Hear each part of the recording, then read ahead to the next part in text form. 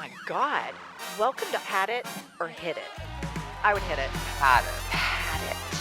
I hit it every day, sometimes twice a day.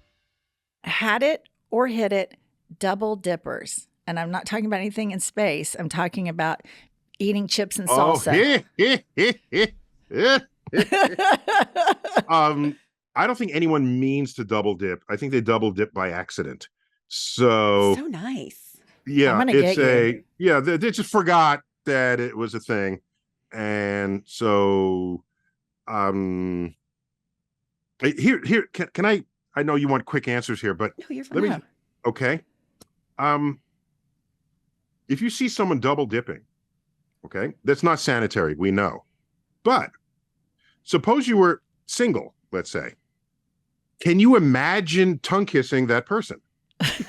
If you can, then it doesn't matter that they double dipped. Right, because you're going to kiss them anyway. On a first date, you're kissing, you're exchanging Yes.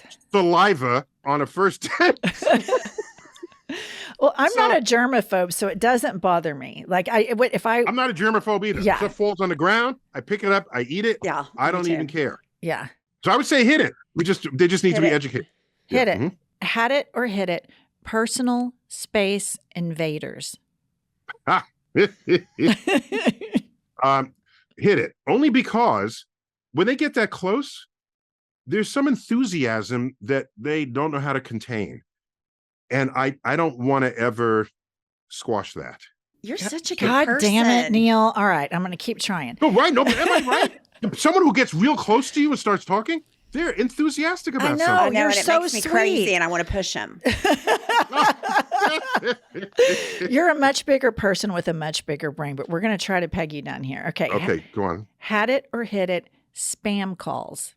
Oh, you don't have an in-between thing there? No. Because I ask myself. No, it's a black and white thing. I know this is very unscientific. If I ask myself. Say it, Neil. If that were my job, I'd be very sad that you'd be angry with me just performing my job. True. It's not, is it their fault that that's the only job they can have? I knew people who in big call rooms that were doing just that. And they're just trying to pay their rent. Yeah. So I can't. What if it's a robot? I've had it with someone just trying to pay their rent. And that's what they are. If you want to get it back at them, you answer the call and you keep them on. I had a recipe last night, and let me tell you how that turned out. And then you use up their time, they'll hang up on you because if they know they're not getting money. Okay, how about this variation of a spam call? Go. Your cell phone rings, and it is a robocall for a politician that is a pro-Second Amendment, Trump, MAGA-style politician, but it's a robot. Had it or hit it? If you can't get enough staff to call me with a human being, I don't think you deserve anybody's vote. It wouldn't matter what a political party it represented. So had it. Yay! Mr. Chill. I've had it with robocalls. Mr. Chill is coming I've also around. had it with your call is very important to us. Please stand by. Right. It can't be that important to you if a recording tells me my call is important to you. Agreed. So don't stop. Let's get real here. There's our guy right there. We knew we could pull it out of you. Okay. Had it or hit it, memes. You know who invented the term meme? No. It was Richard Dawkins. Richard Really? Dawkins. I knew that. Yeah. It was like, it's a gene that gets passed from one generation to the next, but it's a memory gene. So it's so compelling that it gets, I'd say hit it. I have nothing Same. against meme. I like Yeah. memes too. Okay, the last one. Had it or hit it, Donald Trump. Yeah, after January 6th, I had it with Donald Trump. Agree. He says, we're going to march on the Capitol and I'll be there with you. Before then, he was just a politician that many people liked, that most people didn't like. But okay, this is we're in a democracy, you vote for people. But if you start planning insurrections of the seat of our government, no, there's no room for that. Agreed. Agreed. We've had it with So I've had it. Had it. Neil, I want to tell you, I read your book, To Infinity and Beyond. Great title, of course. And you do a great job. There are a lot of things I had never even heard of or Well, that's thought the whole of. point. We're handpicking things. It's our ascent from Earth's surface to the edge of the universe, but with our bodies, with our machines, with our space probes, and with our mind. And it's that journey where at any given moment, there's a point that feels like it's infinity away. Right. But then clever people and new inventions and new materials enable it, and now you have new understandings of infinity. So it's not a literal truth, but it's an emotional truth about exploration and discovery. Well, you do a great job of I don't want to say dumbing it down, but speaking it in a plain enough language that I get it. That's the DNA of my podcast, Star Talk.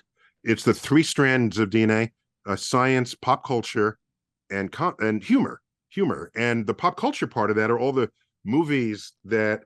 Hollywood movies that touch the science that we talk about in that book. And I'm going to talk about the movie. Did they get it right? Did they get it wrong? Right. Could they do it better? So I'd be all up in the movie as you go through there. I'm glad you brought up movies because I read somewhere that you watched Titanic, and the scene where Rose is floating in the ocean, you noticed that the stars were not aligned properly, and it bugged you. Yeah. It was bothered wrong. you. I'll tell you why it bothered me. Okay, if you want to piss on the sky, fine, but don't piss on the sky and praise your own production for how accurate it is. If you were around back when that movie was first advertised, he went in a submersible with Robert Ballard down to the Titanic, and they took video, and we have the wall sconces, the china patterns, the staterooms were exquisitely and meticulously recreated so that the Titanic is there in all of its splendor. And now you have a sky that's wrong. The latitude. It was the moonless night. It was a cloudless night. We know the day, the date, the time. There's only one sky Rose should have been looking at with her dead, frozen boyfriend off the edge of the plane.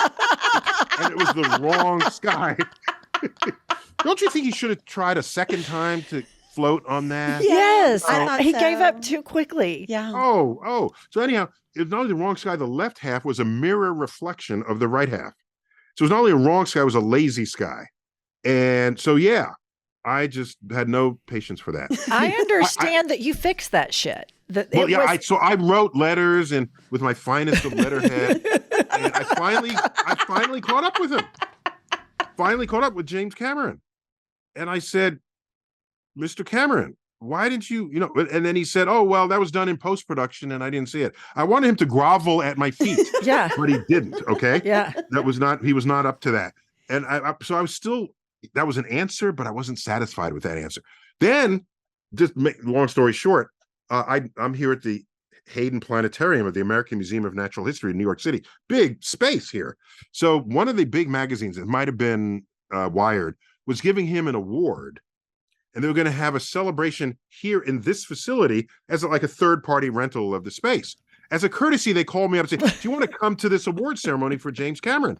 And I said, is he going to be there? Yes. So I said, bet, I'm in. So afterwards, we go out to dinner. There's like 8 of us. And the wine is pouring. And I said, Jim, how come why did you, And he said, last I checked, worldwide, Titanic has earned $1 billion. Imagine how much more it would have made had I gotten the sky correct. Okay, I'm done here. I'm done. I got nothing. I'm done. Wait. A few weeks later, I get a phone call. This is Dr. Tyson. I said, yes, who is it? I forgot his name. Joe Smith. Joe, James Cameron is producing a centennial re-release in IMAX of this film. He's recutting some of the visuals of the scene, and he tells me you have a sky he can use. I said, yes! Triumph! And so I created the sky looking up to the side, gave it to him, and that made it into the centennial release. And this was just between me and him, but the press got a hold of this, and it made headlines when that movie came out, but that was not my intent to call him out publicly that way. But I Right. will say, if you're going to defend something, defending the sky is a pretty noble thing to defend. It is Thank you. noble. I Very really- noble. You get me. Thank you. I appreciate that. I appreciate. Somebody appreciates me. I do. I really think that because we defend a lot of really crazy, petty things here, Neil. And so that is just hashtag goals for us here at Right. I've Had It. To defend Absolutely. something as noble as the sky. Absolutely. The night sky. And you can have an app that would show you what that sky was. By then, there were apps available, but you could not double check what his China patterns look like and the staterooms look like. So here's something he's saying is true that you can't verify, and something that he's also saying is true that you can verify and it's false. So I think you had kind of had it with the fake sky. I'm just saying, Just Neil, I know saying. you're going to blow back. I know there's going to be a lot had of it with the fake sky. Okay. Why are you doing this to me? I was a nice person. You I are a know. nice On your person. show. I know. We don't want to corrupt you too much. We don't want to corrupt you too much. Keep being chill. Keep Okay. doing all the cool shit you do. Keep fighting the Okay. good fight. I hear you standing up for marginalized communities everywhere, and a voice like yours for LGBTQIA plus youth. Oh, that's in there in too. Yeah, states yeah, like that's the whole this. thing. Thank you. In states like this, it means so much to have Right. people like you of your stature speak out. And it means so much to two middle-aged ladies of average intelligence to have such a big shot on our podcast. Such a big shot. I just watched you on Stephen Colbert last week, and I was like, "Oh my gosh, he's going to be on our podcast." Yeah. No, I'm go wherever I'm needed. I'll tell you what I've had it with.